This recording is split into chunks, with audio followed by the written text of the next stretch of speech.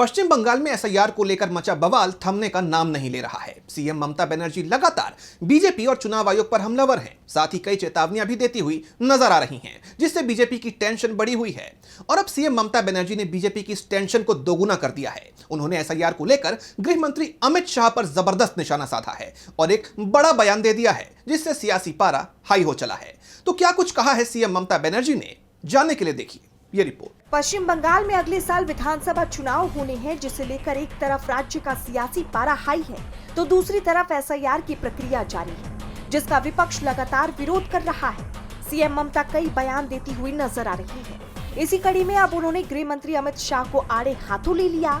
मुर्शिदाबाद में anti SIR rally को संबोधित करते हुए सीएम ममता बनर्जी ने कहा कि बंगाल में एसआईआर करवाना अमित शाह की एक चाल है।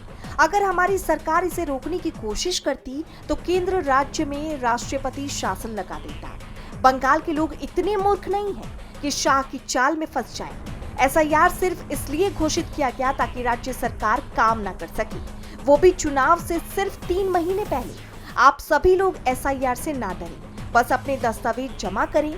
मैंने अभी तक अपना फॉर्म नहीं भरा, पहले आप सबके नाम डल जाएंगे, उसके बाद मैं भरूंगी। सीएम ममता के इस बयान के बाद बीजेपी में हड़कंप मचा हुआ है। जैसे आप जानते हैं कि ये पहली बार नहीं है जब एसआईआर को लेकर ममता ने बीजेपी पर हमला बोला है। इससे पहले भी वो कह चुकी है कि चुनाव आयोग अब निष्पक्ष नहीं रहा, ये बीजेपी आयोग बन गया है।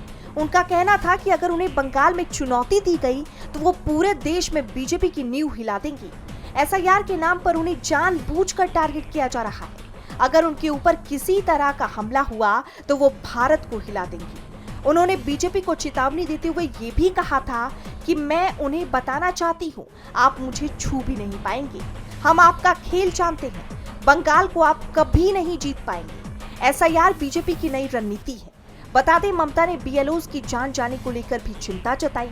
जैसे आप जानते हैं कि 28 अक्टूबर से देश के 12 राज्यों में वोटर लिस्ट अपडेट का काम शुरू हो चुका है। ये 7 फरवरी को खत्म होगा। 103 दिन के प्रोसेस में वोटर लिस्ट का अपडेशन होगा। नए वोटरों के नाम जोड़े जाएंगे और वोटर लिस्ट में सामने आने वाली गलतियों को सुधारा जाएगा। डीबी लाइव की रिपोर्ट। हमारे चैनल से जुड़े रहने के लिए YouTube पर टाइप करें डीबी लाइव, सब्सक्राइब बटन को क्लिक करें और बेल आइकन को दबाना न भूलें ताकि खबरें आप तक पहुंचती रहें। देखते रहिए डीबी लाइव, क्योंकि यहाँ हैं खबरें लगातार।